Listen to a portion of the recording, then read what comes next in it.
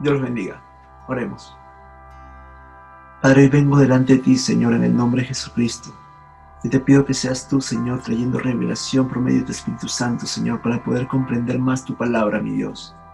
Te pido que tu presencia esté con nosotros, Señor, y que este breve estudio, Señor, sea de bendición para nuestras vidas, Padre. A ti sea toda la gloria, toda la honra y todo el honor, porque solamente tú te lo mereces. En el nombre de Cristo Jesús. Amén y amén. En este breve estudio vamos a indagar un poco más sobre lo que es la piedra angular. Vamos a estudiar un poco la importancia que hay en la piedra angular que se encuentra en el domo de la roca. Vamos a verlo bajo la perspectiva bíblica y vamos a tocar esta vez un poco de la historia de Israel y la perspectiva que tiene Israel sobre la piedra angular. Comencemos.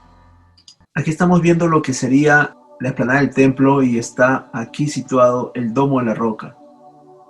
Como habíamos visto la semana pasada sobre la construcción del segundo templo de Salomón en los días de Zorobabel, este templo se encontraría en este lugar de aquí, ya que las puertas, según el Talmud y Josefo, se alineaban con la puerta dorada que estaba aquí. Pero el templo de Salomón, el primer templo, no se encontraba en ese lugar. El templo de Salomón se encontraba exactamente en este lugar. Y eso lo vamos a ver dentro de un momento cuando estemos estudiando la piedra angular bajo el enfoque de Israel. ¿Y qué es lo que hay dentro del domo de la roca? ¿Qué se encuentra al interior de este lugar? Lo que se encuentra precisamente es una roca. Es esta roca de aquí. Y esta roca es sumamente importante para el pueblo de Israel.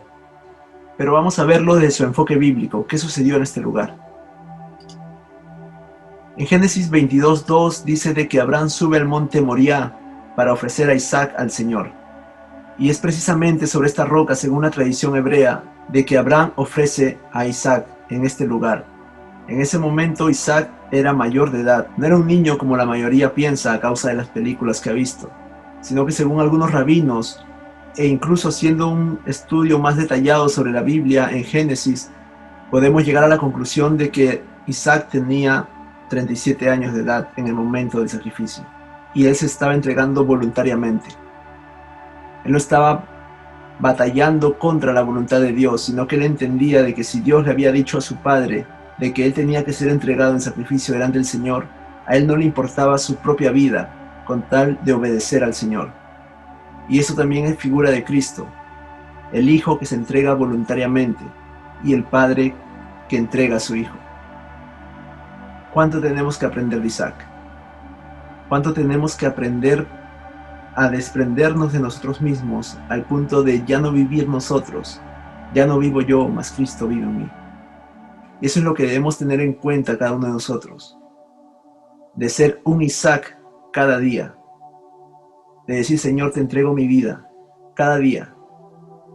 De tener una comunión con el Señor tan íntima y donde el Señor te pueda hablar y te pueda responder a cada cosa que tú le pidas. Dice la palabra de Dios de que Moisés se levantaba temprano en la mañana para levantar un altar al Señor. Y que todo lo que Moisés hablaba, Dios le respondía. Y esa comunión es la que Dios quiere con cada uno de nosotros. Esa comunión es la que Dios quiere contigo. Pero tienes que levantar tu altar. Tienes que ser un Isaac cada día. Estar dispuesto a morir por hacer la voluntad de Dios. El siguiente punto que vemos es que cuando el Señor le provee a Abraham el carnero para el sacrificio en reemplazo de Isaac, en ese momento Abraham dice Jehová Jireh, o el Señor provee. Y eso está en Génesis 22:14. Eso sucedió precisamente en este lugar.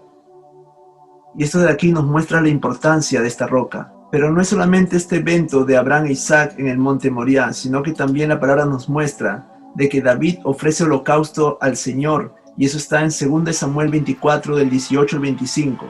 Cuando por causa de un pecado de David, que más allá de su actitud estaba el deseo de censar a los levitas, y sobre eso tengo un estudio en el canal, en ese momento se desata la ira de Dios contra Israel, y viene un ángel con la espada desenvainada para destruir a Jerusalén, y se detiene precisamente en este lugar, sobre esta piedra, en lo alto del monte Moriah.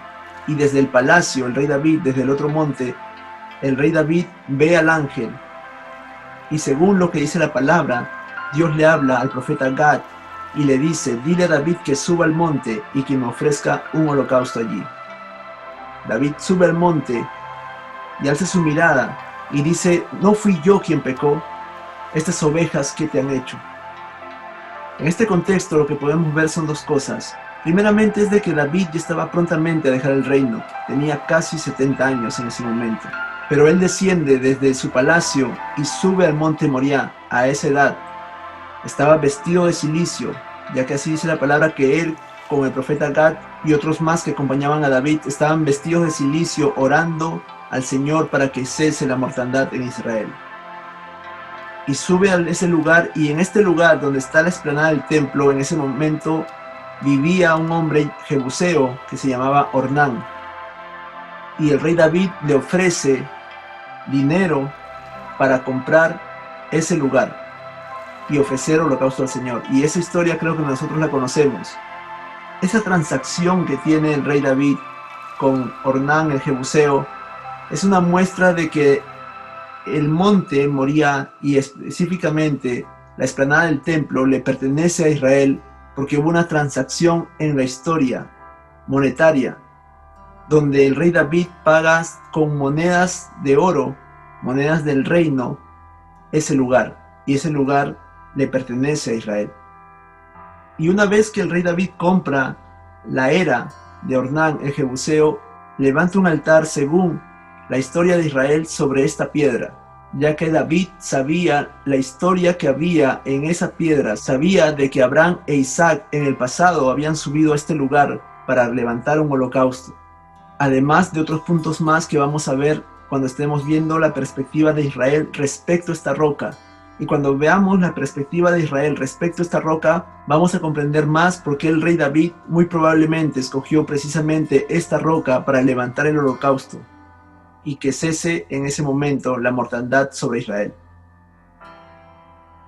Y otro de los eventos es de que el rey David después tenía pensado edificar una casa a Dios precisamente en ese lugar, pero el Señor le dice que no lo iba a hacer él porque había derramado mucha sangre y que lo iba a hacer su hijo. Entonces el rey Salomón construye el templo de Salomón sobre este lugar, y eso está en 2 de Crónicas 3:1. Y son estos los únicos acontecimientos que nos da la Biblia sobre el monte Moriah.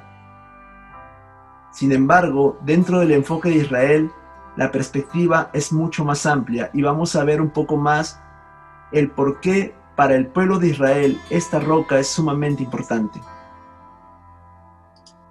Veamos el enfoque histórico de Israel.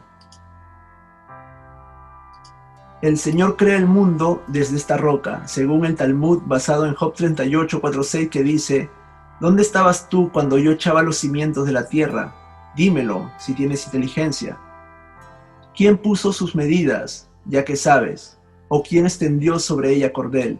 ¿Sobre qué se asientan sus basas? ¿O quién puso su piedra angular? Basado en estos versículos de Job 38, el Talmud dice lo siguiente: hay una piedra en el lugar santísimo, llamada también piedra del fundamento, porque a partir de ella fue fundada el mundo entero. Tratado de Yomá 54b en el Talmud. Para el pueblo de Israel es precisamente en este lugar donde Dios comenzó la creación en Génesis 1. Es muy importante conocer el enfoque de Israel y conocer por qué motivo es tan importante el monte Moriah para Israel. ¿Por qué motivo es tan importante esta roca? Ya que vamos a entender un poco por medio de estos puntos que vamos a ver sobre el enfoque de Israel y vamos a comprender aún más la importancia de este lugar, precisamente esa roca que estamos viendo en la imagen.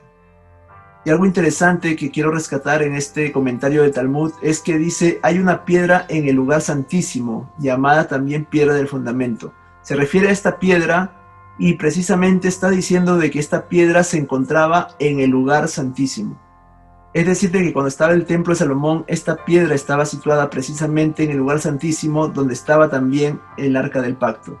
Y vamos a ver en una manera más panorámica lo que es la explanada del templo. Si aquí se encuentra la roca, porque aquí al interior está esa roca que estábamos viendo en la imagen, y si aquí se encontraba el primer templo de Salomón, porque ese es uno de los comentarios que también asevera de que si el lugar santísimo del templo de Salomón estaba aquí con la roca, significa de que la posición del templo de Salomón, el primer templo, se encontraba en este lugar de aquí. Por lo tanto, es interesante saber esta parte del Talmud porque por medio de esto, que es la historia de Israel, comprendemos la ubicación exacta de dónde estaba posicionado el primer templo de Salomón. Y el primer templo de Salomón estaría en este lugar, y en este lugar precisamente sería el lugar santísimo. Así que tenemos también como segundo punto la conclusión de que esta piedra estaba en el lugar santísimo del primer templo, delante del arca. ¿Y por qué digo delante del arca? Porque hay comentarios de sabios judíos que dicen de que precisamente esta piedra se encontraba adelante del arca del pacto. Y si vemos aquí, esta es la puerta de entrada del domo de la roca que da precisamente a la cara oriental de la explanada del templo. Y si estamos entrando aquí al lugar santísimo, significa de que el arca del pacto estaría situada por aquí, o tal vez un poco más atrás, pero estaría situada aquí y adelante estaría la roca angular. El siguiente punto en la historia de Israel es de que el Señor forma a Adán sobre esta piedra. Según el Targum Pseudo Jonatán, dice lo siguiente: el Señor formó a Adán tomando polvo del lugar donde siglos después fue edificado el templo. Algunos piensan de que el polvo lo toma precisamente del polvo que se encontraba en la roca, otros piensan que se encontraba el polvo a los costados y sobre la roca lo hace Adán. Sea como sea, el Targum, que es parte de la cultura hebrea, nos está enseñando de que este evento sucedió en este lugar. Ahora, todo lo que es el enfoque de Israel sobre estos puntos que estoy mencionando no es doctrina. No se puede enseñar como doctrina, lo estoy enseñando como un enfoque histórico de Israel, no bajo una perspectiva bíblica. Esto solamente es para entender un poco la perspectiva de Israel y el por qué es tan importante este lugar. No se puede enseñar doctrina en esto. El siguiente punto es de que el Señor sacrifica sobre esta roca un animal para vestir a Adán y a Eva después que pecaron. Y esto lo dice también el Targum Pseudo Jonatán, aunque no lo he puesto. Algunos judíos mesiánicos piensan de que el animal que sacrificó el Señor para vestir a Adán y a Eva era un cordero. Y es muy probable que así haya sido, aunque la Biblia no especifica qué animal. Otros, de manera errónea, piensan de que Adán y Eva eran seres de luz y que en ese momento Dios le pone pieles.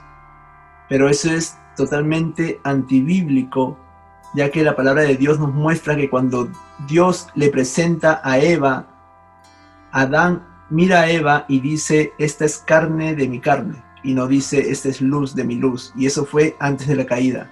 Eran seres de carne y hueso. También se nos muestra, según el Targum Pseudo Jonatán, de que Adán comienza a hacer sacrificios sobre esta roca. ¿Por qué motivo? Porque Adán fue creado fuera del huerto, según Génesis 2, y Dios, después de haberlo creado, lo coloca en el huerto. No estaba esta piedra en el huerto, sino que estaba fuera del huerto. Y el último punto, según el Targum Pseudo Jonatán, es de que Caín y Abel ofrendaron sobre este lugar también. Cuando Caín y Abel presentan sus ofrendas delante de Dios y Caín es rechazado, esas ofrendas las presentaron precisamente en este lugar, donde estaría luego el lugar santísimo. Y sobre esto hay muchos más puntos que ver que no los he mencionado, solamente he querido poner algunos para darnos una idea de cuán importante es esta piedra para el pueblo de Israel. Por ejemplo, otro evento que no he mencionado es que cuando Abraham regresa de la guerra contra el rey Kedorlaomer y los demás reyes, se encuentra con Melquisedec, el rey de Salem. Y ese encuentro es precisamente en este lugar, en esta roca, según la historia de Israel. Esta roca es muy importante para el pueblo de Israel, ya que sobre ella han sucedido eventos muy trascendentales a lo largo de su historia, como los que he mencionado aquí y otros más. Ahora volvamos al enfoque bíblico y vamos a rescatar algo muy importante para nuestra vida personal, nuestra vida espiritual y nuestra comunión con el Señor. En Mateo 24:42 dice lo siguiente: Jesús les dijo: ¿nunca leísteis en las Escrituras: la piedra que desecharon los edificadores ha venido a ser cabeza del ángulo? El Señor ha hecho esto y es cosa maravillosa a nuestros ojos. ¿Qué es lo que estaba diciendo el Señor a los fariseos en ese momento? De que precisamente lo que había comentado hace un momento respecto a lo que dice el Talmud también, de que el templo de Salomón precisamente se encontraba en este lugar y de que el lugar santísimo estaría precisamente en el lugar donde está la piedra angular y estaba situado adelante de donde estaría el arca del pacto. Jesús les dice: la piedra que desecharon los edificadores llegó a ser cabeza del ángulo. Es decir, que en el tiempo de Zorobabel, cuando los edificadores comenzaron a construir el templo, desecharon esta piedra, la pusieron de lado donde era precisamente el lugar santísimo y lo dejaron de lado fuera del templo. Hicieron el templo de Dios, pero no consideraron el lugar santísimo donde está el arca del pacto. Y esto tiene una implicancia espiritual como nosotros y la mayoría de cristianos lo comprende. Jesús es la cabeza del ángulo, Él es la roca, la piedra angular. Pero cuando Jesús les hablaba a ellos no lo veían de la manera como nosotros lo vemos. Ellos lo veían históricamente, literal, como Jesús se lo estaba diciendo. Les estaba hablando Jesús del templo de Zorobabel. Y en lo espiritual realmente sucedió eso. El pueblo de Israel dejó de lado a Cristo, porque esta roca representa a Cristo. Y lo importante en esto es que así como en la edificación dejaron de lado la piedra angular, de la misma manera en lo espiritual dejaron de lado a Cristo. Y la reflexión aquí para nosotros y para nuestras vidas es la siguiente. Yo sé que el Señor tiene planes para tu vida. Y tú sabes de que el Señor tiene un propósito contigo. Pero ¿cómo está tu comunión con Dios? No significa que el Señor se vaya a ir de tu vida por el hecho que no tienes comunión con Él. El Señor prometió estar con nosotros todos los días hasta el fin del mundo. Pero somos nosotros los que nos alejamos de Dios. Y poco a poco, si tú te alejas del Señor, tu fe comienza a menguar. Te haces más sensible a las cosas de la carne que a las cosas del Espíritu. Y simplemente porque descuidaste tu comunión con el Señor. Solamente tú sabes cómo está tu comunión con el Señor. Pero esa roca que hemos estudiado en ese pequeño estudio representaba a Cristo.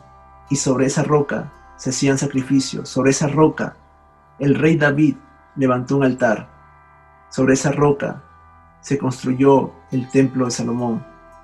Y esa roca representa al Señor en tu vida. Y tú eres el templo. Pero dejaron de lado y despreciaron la roca. Así a veces nosotros como cristianos despreciamos y dejamos de lado la roca también. No que la roca se vaya de nuestras vidas, no que Cristo salga de nuestras vidas, sino que nosotros lo sacamos de nuestras decisiones. Desechamos la roca y tomamos nuestras propias decisiones según lo que nosotros pensamos que es lo correcto, sin antes a veces consultar a Dios. No digo que así sea siempre, pero a veces sucede. Y luego los resultados pueden causar dolor a tu vida. Levantar un altar y morir duele. Porque cuando tú te levantas de mañana y te presentas delante del Señor, en su presencia, y comienzas a decir: Señor, yo quiero hacer realmente tu voluntad, porque yo sé que ese es el deseo que está en tu corazón. Pero cuando el Señor te demanda algo y te pide que hagas algo o que dejes de hacer algo, en ese momento puede tornarse difícil, porque a todos nos pasa. Muchas veces a mí me ha costado hasta las lágrimas morir a mí para hacer la voluntad de Dios. Muchas veces he tenido que tratar con el Señor en cierta manera, así como David trataba y ayunaba para que el Señor sanara a su hijo y al final se hizo la voluntad de Dios.